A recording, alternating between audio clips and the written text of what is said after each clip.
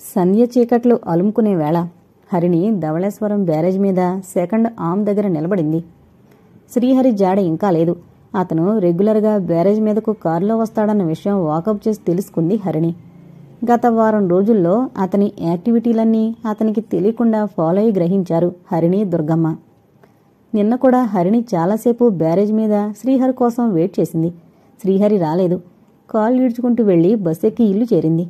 ఈరోజు కూడా వస్తాడో రాడో విసుగ్గా అనుకుంది హరిణి. సరిగ్గా అప్పుడు అతని మారుతి బ్యారేజ్ మీదకొచ్చింది. దూరం నుంచే నెంబరు చూసింది హరిణి. వెంటనే వెక్కి వెక్కి ఏడుస్తూ బ్యారేజీని ఆనుకుంది. నీరు గేట్లోంచి ఉధృతంగా శబ్దం చేస్తూ దూకుతోంది. నీటిని చూస్తే వల్లమాలిన భయం హరిణికి. గోదావరి తాండవశివుని జటాజూటంలోంచి దూకుతున్న ఆకాశ గంగలా ఉంది. ఇందులో దూకినట్లు నటించమన్న దుర్గం మీద చాలా కోపం వచ్చింది హరిణికి. క్రీగంట శ్రీహరి వైపు చూసింది. అతను కారు పార్క్ చేసి తన వైపే రావడం గమనించి ఏడుపు పెంచింది. బ్యారేజ్ మీద ఎవరూ లేరు. అతను బాగా దగ్గరికి రాగానే డౌన్ స్ట్రీమ్ వైపు దూకుతున్నట్లుగా రైల్స్ మీదకి వంగింది. శ్రీహరి కంగారుగా పరిగెడుతున్నట్లొచ్చి ఆమెను పట్టుకున్నాడు. హరిణి గింజుకుంది. నన్నొదలండి, నేను చచ్చి తీరాలి అంది ఏడుస్తూ. శ్రీహరి ఆమె మొహంలోకి తేరిపారా చూశాడు. చాలా అందంగా సన్నజాజి మొగ్గలా ఉంది. కొంపదీసి పీలేరు రాకుమారి కాదు కదా అనుకున్నాడు మనసులో. చచ్చి ఏం సాధిస్తారు అన్నాడు శ్రీహరి. హరిణి మొహం మీద కప్పుకున్న చేతులు తీసింది. శ్రీహరిని అప్పుడే చూస్తున్నట్లుగా చూసింది. వెంటనే కళ్ళు పెద్దవి చేసి మీరు మీరు అంది సందిగ్ధంగా. నేను అన్నాడు శ్రీహరి అర్థం కాక. మీరు ఏలేరు జమీందారు దేవరాజు గారు అబ్బాయి కదూ? శ్రీహరికి అర్థమైపోయింది. అర్థం కాగానే ఆనందంతో ఉకిరిబికిరైపోయాడు. మీరు మీరు పీలేరు జమీందారుని నిర్మలాదేవి గారి పుత్రిగారు కదూ? హరిణి అతని వైపు ఆశ్చర్యంగా చూసింది. నేనంటే మీ ఫోటోలు చూశాను కాబట్టి గుర్తుపట్టేశాను. మీరు నన్నెలా గుర్తుపట్టగలిగారు అని అడిగింది విస్మయంగా. మీ అమ్మగారి ముఖ్య సేవిక శశికళాదేవి గారు మా ఇంటికొచ్చి అంతా చెప్పారు అన్నాడు. అంతానా? అదే. మీరు నన్ను నిజమేనా? హరిణి సిగ్గు అభినయించింది. తల భూమిలోకి దించేసింది. ఆ ఆడారి మొహాన్ని ప్రేమించానని చెప్పడానికి సిగ్గుగా ఉంది. వేదవన్నారు వేదవ. ఆ మేరీ వీడు బుట్టలో ఎలా పడిందో గాని వీడు ఆడదానికి మగవేషం వేసినట్లున్నాడు. అట్ల పెనలా మొహం వీడును అనుకుంది మనసులో. జవాబు చెప్పరేమిటి? సిగ్గా? అంతా తెలిసి అడుగుతుంటే ఏం చెప్పమంటారు అంది మెల్లగా. మనసులో మాత్రం నిన్ను చూస్తే సిగ్గొకటే తక్కువ, ఆడారి వెదవా అనుకుంది. శ్రీహరి నిజంగానే హీరో అయిపోయాడు. సంతోషంతోనూ గర్వంతోనూ అసలే బూరెల్లా ఉన్న బొగ్గలు ఇంకాస్త ఉబ్బాయి. నన్ను ప్రేమించి ధైర్యంగా పీలేరు నుంచి ఈ ఊరొచ్చిన అమ్మాయి గారు ఇంత పిరికితనంతో ఆత్మహత్య ప్రయత్నం చేయడమేమిటి అన్నాడు కవ్వింపుగా. అలా అంటున్నప్పుడు జగదేక వీరుని కథలో ఎన్టీఆర్ని గుర్తు తెచ్చుకుని అలా ఫీల్ అయ్యాడు. హరిణి అతని మాటలు విని దిగాలుగా తలవాల్చేసింది. ఇక్కడికి రాగానే నాకు సంగతి తెలిసింది. మీరెవరో అమ్మాయిని ఇదివరకే ప్రేమించారని. ఆవిడితో మీకు ఎవరా కూసింది అన్నాడు శ్రీహరి స్థాయి మరిచి ఆవేశంగా. హరిణి అతని వంక విస్మయంగా చూసింది. క్షమించండి, ఆవేశంలో ఏదో అనేశాను. ఎవరో గిట్టని వాళ్ళు మీకు అబద్ధాలు చెప్పారు. ఎవరో చెప్పండి, వాళ్ళంతూ తేలుస్తాను అన్నాడు. ఎవరో విప్లవమట. దారిలో కనిపిస్తే మీ అడ్రస్ గురించి వాకప్ చేశాను. మీ పేరు చెప్పగానే టకటకా చెప్పేసింది. మీలాంటి రాసుకెళ్ళి నమ్మి బతుకు బండలు చేసుకోవద్దంది. పని పాట లేకుండా రోడ్డు మీద తిరిగే ఆవరాగాడంది. చెట్టు పేరు చెప్పుకుని కాయలమ్ముకునే బొడుద్దా అయింది.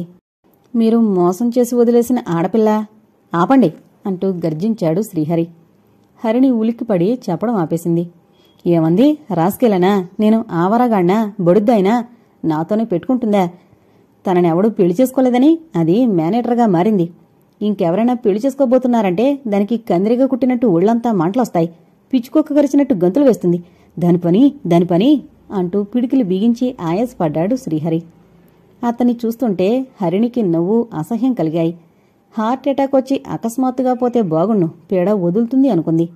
కాని వెంటనే మామ మాటలు గుర్తొచ్చాయి. నటిస్తున్నాననే భావన మరిచిపో. నువ్విప్పుడు పీలేరు జమీందారిని కూతురివి. ఎక్కడా బయటపడకు. చచ్చిపోయిన మీ అమ్మా నాన్నల్ని గుర్తు చేసుకో అంది బామ్మ. వెంటనే హరిణి గంభీరంగా మారిపోయింది. ఎందుకండి అంత ఆవేశపడతారు? మనం కలుసుకున్నాంగా అంది. శ్రీహరి స్పృహలోకొచ్చాడు. వెంటనే తను చౌకబారుగా మాట్లాడిన సంగతి స్ఫురించి నాలిక గట్టిగా కరుచుకున్నాడు. నాలిక మంటబెట్టి అబ్బా అని అరిచాడు కీచుగా. అబ్బా, ఎంత మధురమైన గొంతు, హీరోయిన్లకు డబ్బింగ్ చెప్పొచ్చు అనుకుంది హరిణి. ఏమైందండి అంది గాబరా నటిస్తూ. ఏం లేదు, ఒక క్షణం నేను రావడం ఆలస్యమై ఉంటే మీరు ఈ గోదావరి పాలైపోయేవారు. మీ శరీరం ఆ నీటిలో కొట్టుకుపోయి సముద్రం పాలయ్యేది. అక్కడ తిమింగళాలు మీ అందమైన శరీరాన్ని నంజుకు తినేవి అన్నాడు కన్నీటి పర్యంతమైపోతూ. అబ్బా, వినలేకపోతున్నాను అంది హరిణి కళ్ళు మూసుకుని భయంగా. అవునండి, ఇదంతా ఆ విప్లవం వల్లనే కదూ, అందుకే తిట్టాను అన్నాడు శ్రీహరి. నిజమేనండి, నేనింత ఆలోచించలేదు. ఆవేశంలో చచ్చిపోదామనుకున్నాను. మీరు లేని జీవితం వ్యర్థమనుకున్నాను. ఇంకెప్పుడూ ఆత్మహత్య ప్రయత్నం చేయను అంది ఉద్వేగంగా. థ్యాంక్స్. ఇంత గాఢంగా నన్ను ప్రేమించడానికి నాలో ఏం చూశారు అన్నాడు శ్రీహరి పరవశంగా. ఆడతనం అని అనబోయి ఆపుకొని, నాకు సిగ్గేస్తోంది, అన్నీ నా చేత చెప్పించాలని చూస్తున్నారు. ఎంతకీ నేను మీకు నచ్చానా అంది అమాయకంగా మొహం పెట్టి. శ్రీహరి ఆ మాటలకి పరవశించిపోయాడు. కళ్ళు అరమోడుపులు చేసి, ఏం చెప్పమంటారు, నా అదృష్టాన్ని నేనే నమ్మలేకపోతున్నాను. మీలాంటి అతిలోక సుందరి నా కోసం ఇలా రావడం, నన్నింత గాఢంగా ప్రేమించడం అంతా కలలా ఉంది అన్నాడు ఆనందంతో ఉబ్బి తబ్బిబోతూ. హరిణి చుట్టూ చూసింది. చీకటి గాఢంగా అలుముకుంది. చుట్టూ వాతావరణం స్తబ్దం కావడంతో నీటి శబ్దం పదింతలు పెరిగినట్లుంది. ఎటు చూసినా నీరే. బ్యారేజ్ మీద దీపాల కాంతిని కూడా మింగేసింది గోదావరి. హరిణికి ఏదో భయం అనిపించింది. ఇంకా వెళదాం అంది చుట్టూ చూస్తూ. పదండి అన్నాడు శ్రీహరి కారు దగ్గరికి నడుస్తూ. హరిణి అతని పక్కన కూర్చుంది. శ్రీహరి కారు స్టార్ట్ చేశాడు. కారు బ్యారేజీని దాటి సర్ప్లస్ వియర్ మీదుగా సరాద్దన్ కాటన్ మ్యూజియం దాటి ధవళేశ్వరంలోకొచ్చింది. మనం ఇప్పుడు ఎక్కడికి వెళదాం అడిగింది హరిణి. మా ఇంటికి. అభ్యంతరమా? అభ్యంతరమే. పెళ్లి కాకుండా మీ ఇంటికొస్తే బాగుంటుందా? ఎందుకు బాగోదు? మా ఇంట్లో అందరూ మీరంటే ఇష్టపడేవాళ్లే. వెంటనే మనం పెళ్లి చేసేసుకుందాం అన్నాడు శ్రీహరి. ఎప్పుడెప్పుడు పీలేరు జమికి వారసున్నైపోతానా అని కలల్లో తేలిపోతున్నాడు శ్రీహరి. కానీ నేను రాను అంది హరిణి స్థిరంగా. ఎందుకని? గాబరా పడ్డాడు శ్రీహరి. కంగారు పడకండి. ఆ శశికళాదేవి ఇంతటితో ఆగదు. మళ్ళీ మీ ఇంటికొస్తుంది. అది మా అమ్మగారి తొత్తు. ఎలాగైనా నన్ను లాక్కెళ్ళి మా అమ్మగారికి అప్పచెప్తుంది. నేనక్కడ ఉండడం సేఫ్ కాదు అంది. ఆవిడ మాతో బాగానే మాట్లాడిందే. మాటలతో బోల్తా కొట్టించడంలో అంతటి మనిషి లేదు. అందుకే మా అమ్మగారు ఆవిడ్ని ప్రయోగించారు. ప్రస్తుతానికి నేను కంబాల్ చెరువు దగ్గరున్న మా స్నేహితురాలు ఇంట్లో ఉంటాను. నన్నక్కడ డ్రాప్ చేయండి అంది. హరిణి తనతో ఇంటికి రావడం లేదని శ్రీహరి కొంచెం నిరుత్సాహపడ్డా ఆవిడిచ్చిన రీజనింగ్ బాగానే ఉందనుకున్నాడు. నిజమే, ఆ ముసల్దానివి డేగచూపులు, నక్కజిత్తులు. చిన్నగా ఈ అమ్మాయిని తీసుకెళ్లిపోతే తన గతేమిటి అనుకున్నాడు. వెంటనే హరిణి చెప్పిన ప్రకారం కంబాల్ చెరువు దగ్గరున్న హోలీ ఏంజల్స్ స్కూల్ పక్కనున్న అపార్ట్మెంట్ దగ్గర ఆపాడు. హరిణి కారు దిగింది. వస్తాను అంది చిరునవ్వుతో. నేను రానా? ఆశగా అడిగాడు శ్రీహరి. వద్దు, నా స్నేహితురాలు నన్ను అపార్థం చేసుకుంటుంది. పైగా వాళ్ల బామ్మ ఒకటే నస. మగవాళ్లతో మాట్లాడితే ఒప్పుకోదు. మరెలా మనం తిరిగి కలుసుకోవడం? రేపు సాయంత్రం 5 గంటలకి అక్కడే బ్యారేజ్ మీద. ప్రామిస్? ఎందుకంత అపనమ్మకం? మీకోసం ఆత్మహత్య చేసుకోవడానికి ప్రయత్నించిందాన్ని మిమ్మల్ని కలుసుకోవడానికి రానా? గారంగా అంది హరిణి. శ్రీహరి ఆమె చేయి పట్టుకోవాలని ప్రయత్నించాడు. హరిణి తెలివిగా దూరంగా జరిగి బాయ్, గుడ్ నైట్ అంది పైకి చూస్తూ. అక్కడ సెకండ్ ఫ్లోర్లో ఉన్న అపార్ట్మెంట్ కిటికీలో నుంచి 2 ఆకారాలు తననే ఆసక్తిగా చూడడం గమనిస్తూ హరిణి లోపలికి వెళుతుంటే శ్రీహరి కారు రివర్స్ చేశాడు. పట్టాభిషేకం జరిగిన యువరాజులా ఆనందంతో తేలిపోతూ. హరిణి ఆయాసంగా పైకొచ్చి సోఫాలో కూలబడింది. దుర్గమ్మ, హరిణి స్నేహితురాలు నీలిమ చెరోపక్క కూర్చున్నారు. ఏం జరిగింది? అంతానే చెప్పినట్లే చేశావా అడిగింది దుర్గమ్మ. కానీ వాడు మొహం క్లోజప్లో చూస్తే ఏ ఆడకీటకం వాడిని ప్రేమించదు. ఇంక నా అవస్థ ఏం చెప్పను అంది. వాడు జమీందారి వంశం వాడేగా, అంత దరిద్రంగా ఉన్నాడా అడిగింది నీలు. వాడి బొంద, ఏలేరు వారసులం మేము, వాడు నకిలీ విధవ, చిల్లర సరుకు అని తిట్టిపోసింది దుర్గమ్మ. అంతా అనుకున్నట్లే జరిగిందా?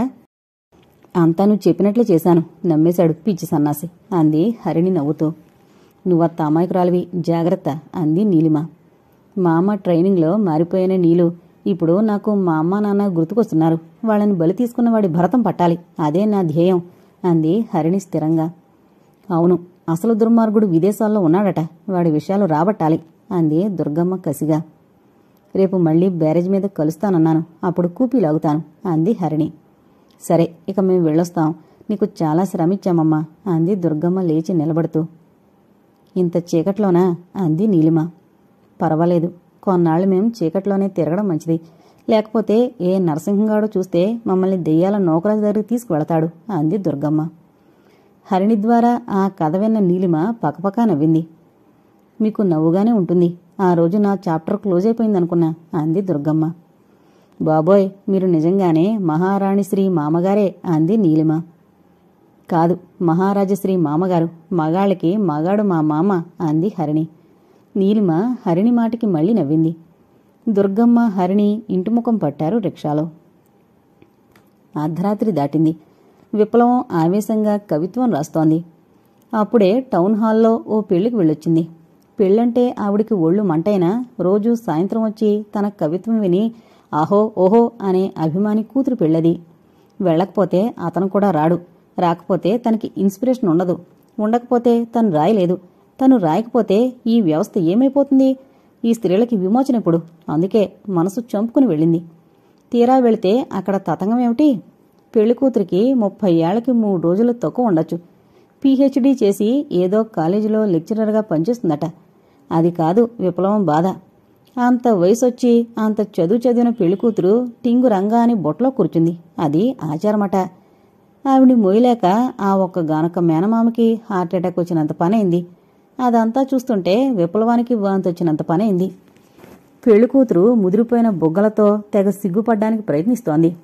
బ్యూటీ పార్లర్కి వెళ్లి చేయించుకున్న మేకప్తో వీధి నాటకాలాడ్డానికి ఆడవేషం వేసిన మగాళ్లా ఉంది. అంత చదివిన మనిషి సింపుల్గా కూర్చోవచ్చుగా. ఇప్పుడింత వేషం వేసినా రేపు ఈవిడిగారి అందం ఆయనకి, ఆయన గారి సొగసు ఈవిడికి తెలియవా? ఆయన అంత చదువుకున్న అమ్మాయి, సంపాదిస్తున్న అమ్మాయి, నా అందం నా వ్యక్తిత్వంలో ఉందని చెప్పలేదా? వ్యక్తిత్వం ఎదగనప్పుడు ఏం సాధిస్తే ఏమిటి?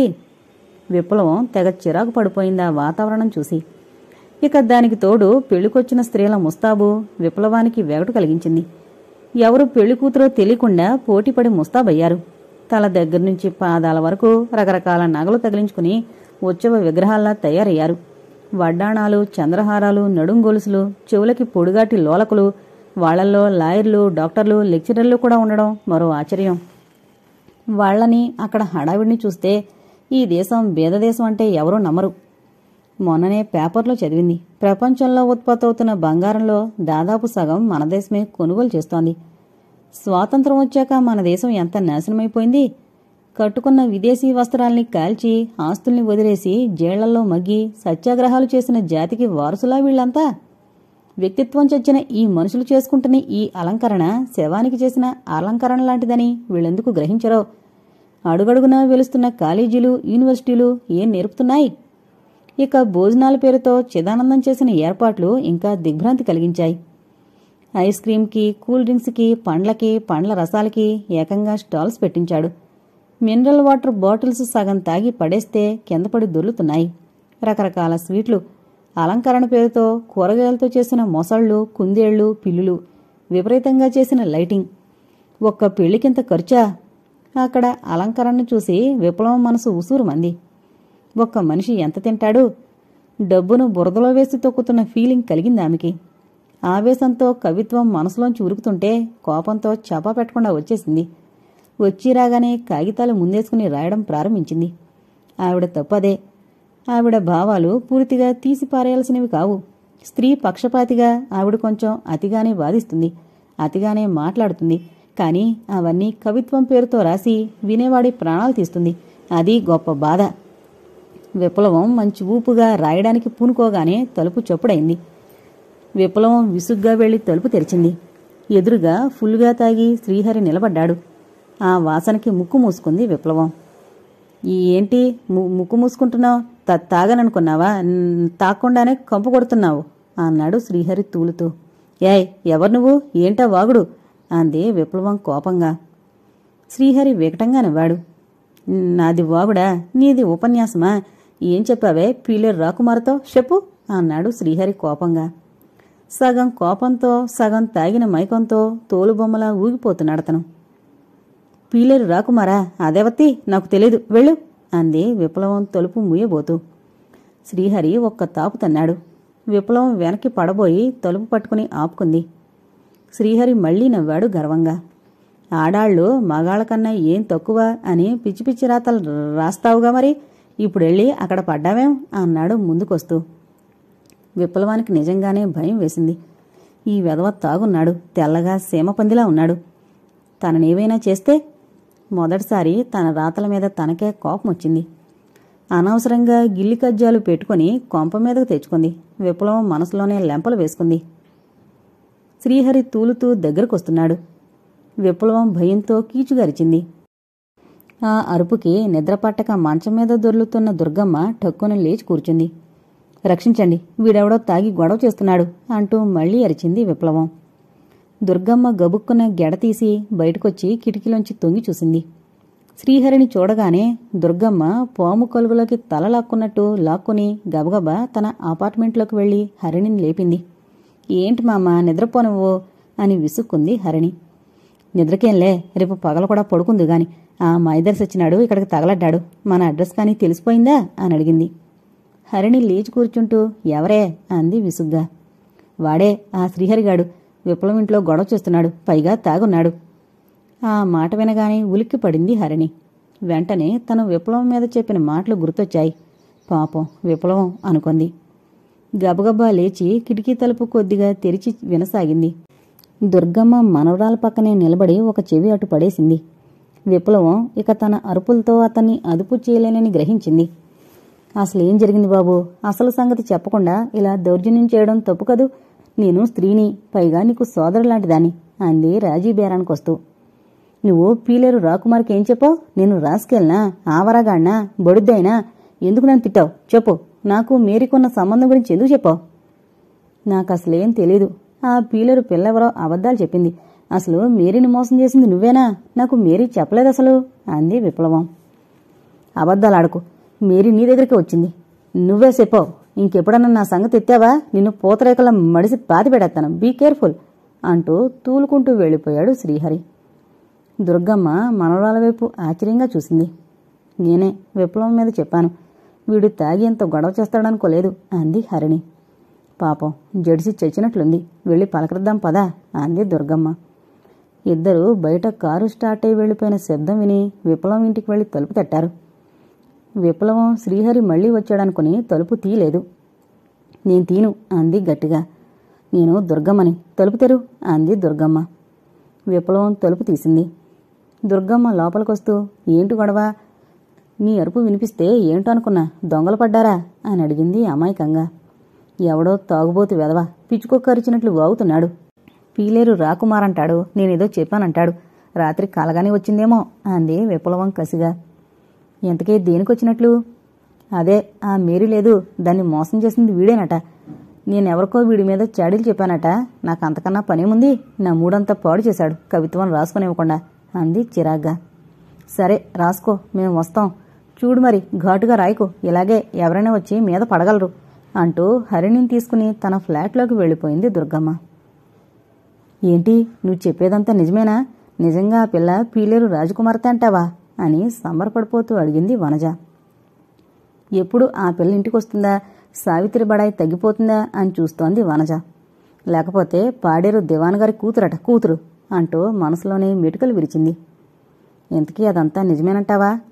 పచ్చి నిజం. ఆ పిల్ల నేను వెళ్లడం ఒక్క క్షణం లేట్ అయితే చచ్చిపోయి ఉండేది అన్నాడు శ్రీహరి. మరి మన ఇంటికి రాలేదేం అని అడిగాడు శ్రీపతి. జరిగిందంతా పోసగుచ్చినట్లు చెప్పాడు శ్రీహరి. చాలా అదృష్టవంతుడురా, ఈ దెబ్బతో మన జాతకాలు మారిపోతాయి. తొందరగా పెళ్లి చేసేసుకో, లేకపోతే ఆ నిర్మలాదేవి ఆ పిల్ల భయపడినంతా చేయగలదు అంటూ సలహా ఇచ్చాడు శ్రీనాథ్.